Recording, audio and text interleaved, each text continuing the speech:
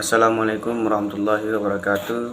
Perkenalkan, nama saya Jacqueline, Prodi Perbankan Syariah kelas B semester 5. NIM 19050102084. Adapun tujuan dari pembuatan video ini untuk memenuhi tugas mata kuliah yaitu ujian tengah semester. Baik, saya akan mempresentasikan materi pertemuan pertama sampai pertemuan ke-6. Pertemuan pertama, adapun judul materinya yaitu tentang peranan dan fundamental akuntansi manajemen dalam lingkungan bisnis yang dinamis. Ya, ada beberapa poin dalam peranan dan fundamental akuntansi manajemen dalam lingkungan bisnis yang dinamis. Yang pertama yaitu pengertian akuntansi manajemen. Pengertian akuntansi manajemen adalah suatu fenomena dari praktik akuntansi yang sudah berkembang di kehidupan masyarakat Islam yang merupakan prinsip sejarah dalam bermuamalah. Adapun poin yang selanjutnya yaitu tentang sejarah akuntansi manajemen syariah, di mana setelah dikeluarkannya di Undang-Undang Nomor 10 Tahun 1998 tentang perubahan Undang-Undang Nomor 7 Tahun 1992 tentang perbankan serta dikeluarkannya fatwa bunga bank haram dan Majelis Ulama Indonesia MUI tahun 2008. Kemudian adapun fungsi-fungsi akuntansi manajemen. Fungsi-fungsi akuntansi manajemen yaitu ada beberapa poin. Yang pertama, fungsi perencanaan, fungsi pengorganisasian, dan ketiga fungsi pengarahan dan fungsi pengendalian serta fungsi pengambilan keputusan. Lanjut pada ciri-ciri akuntansi syariah.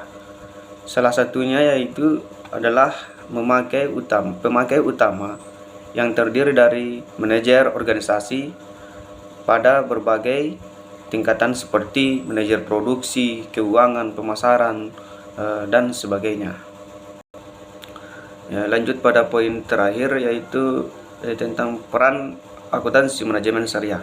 Adapun peran akuntansi manajemen syariah dalam perusahaan yaitu pesaing baru dalam perusahaan, yang pertama. Yang kedua, timbulnya produk-produk baru atau jasa substansi. Yang ketiga, daya beli dari pelanggan atau konsumen. Serta yang terakhir, persaingan antara organisasi dalam industri sendiri. Ya, baik, kita lanjut pada materi kedua tentang konsep biaya dan manajemen biaya. Dan di mana konsep biaya dan manajemen biaya ini terdiri dari beberapa poin. Adapun poin yang pertama yaitu tentang pengertian konsep biaya. Biaya didefinisikan sebagai sumber daya yang dikorbankan atau dilepaskan untuk mencapai biaya tertentu. Sedangkan klasifikasi biaya dilakukan untuk menentukan metode yang tepat untuk menghimpun dana, mengklasifikasikan biaya.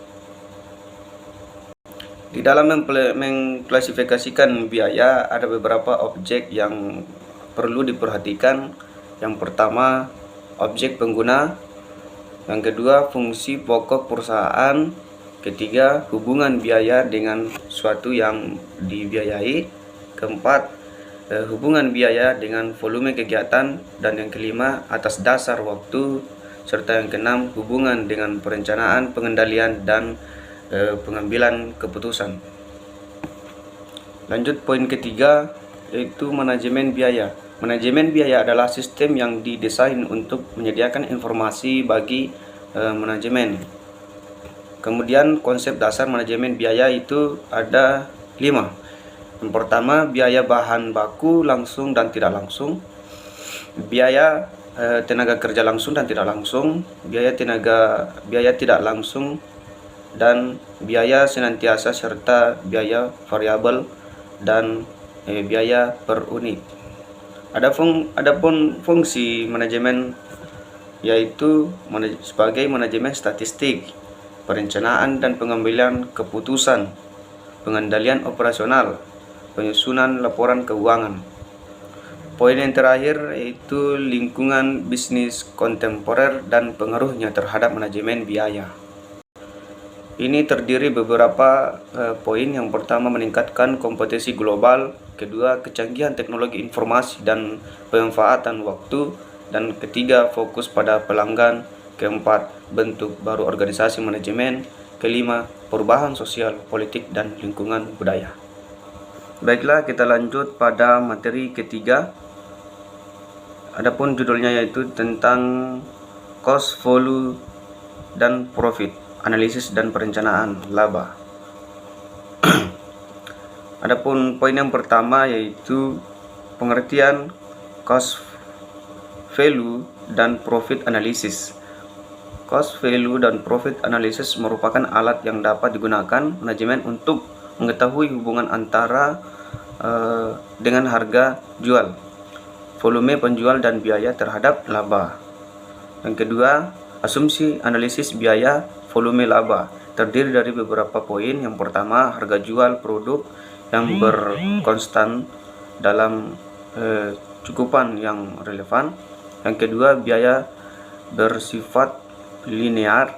Yang ketiga, dalam perusahaan memproduksi saluran penjualannya tidak berubah. Dan yang keempat, jumlah unit yang diproduksi sama dengan jumlah unit yang dijual. Poin ketiga tentang dasar analisis biaya, volume, dan laba. Pengetahuan dasar yang sangat menentukan dalam kondisi analisis biaya volume adalah pemahaman tentang penyusunan laporan laba rugi dengan menggunakan pendekatan variabel costing. Kemudian lanjut pada yang keempat, analisis titik impas. Analisis titik impas merupakan tingkat aktivitas di mana suatu organisasi tidak melakukan atau mendapatkan laba rugi dan juga tidak mendapatkan rugi. Adapun poin yang kelima yaitu pemanfaatan analisis cost, volume, profit untuk perencanaan. Kemudian yang keenam, margin keamanan.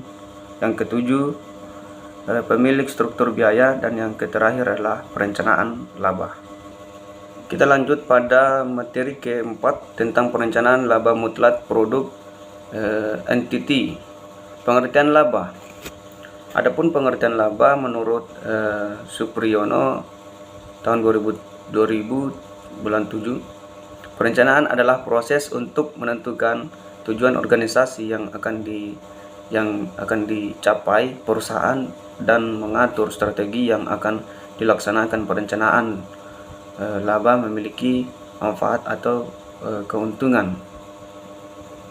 Nah, di dalam perencanaan laba mutlak produk entity ini terdapat beberapa poin, yaitu long range profit planning, kemudian perencanaan jangka pendek, dan parameter perencanaan jangka pendek, pola perilaku biaya, dan biaya volume dan laba.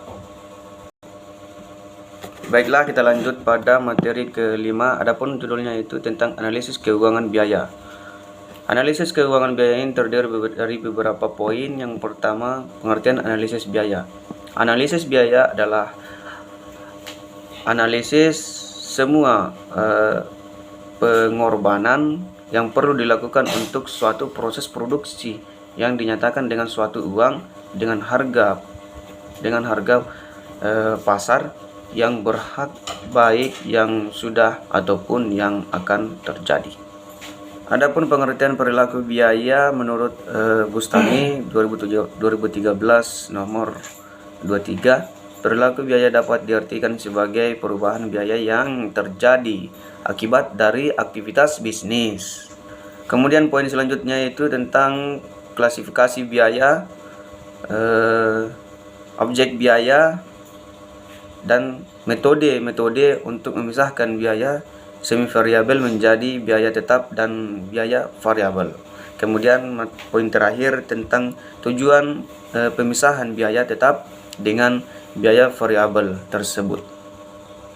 Oke, baiklah, kita lanjut pada materi terakhir tentang analisis pengambilan keputusan jangka pendek marketing aspek. Adapun pengambilan keputusan adalah salah satu di antara berbagai alternatif tindakan yang ada. Pemikiran ini biasanya menggunakan dasar hukum, dasar ukuran tertentu. Kemudian, apakah probabilitas atau penghematan kos pada para manajer perusahaan menyusuri suatu situasi pengambilan keputusan dalam bentuk kuantitatif sebanyak mungkin. Itulah sedikit singkat dari pengertian pengambilan keputusan. Kita lanjut pada konsep biaya relevan. Konsep biaya relevan yaitu syarat relevan cost ada dua, merupakan biaya masa yang akan datang dan berbeda antara alternatif tindakan. Kemudian kita lanjut pada poin ketiga, yaitu penentuan harga. Penentuan harga terdapat dari beberapa poin. Yang pertama, strategi penentuan harga. Yang kedua, tujuan penentuan harga. Dan ketiga, model penentuan harga. Dan keempat, pengaruh dan kendala yang perlu diperhitungkan dalam penentuan harga. Kemudian kita lanjut pada poin terakhir, yaitu poin keempat, make or buy. Make or buy ini adalah keputusan pembelian atau membuat sendiri yang dihadapi oleh perusahaan yang sebelumnya memproduksi sendiri produknya, kemudian mempertimbangkan akan pembelian produk tersebut dari pemasok. Nah, itulah dari beberapa materi, dari materi pertama sampai materi ke-6 yang dapat saya presentasikan dan dapat saya sampaikan. Kiranya sampai di sini. Mohon maaf apabila ada kata-kata yang kurang dipahami. Saya akhiri dengan ucapan nun wal qalami wa ma yasturun. Wassalamualaikum warahmatullahi wabarakatuh.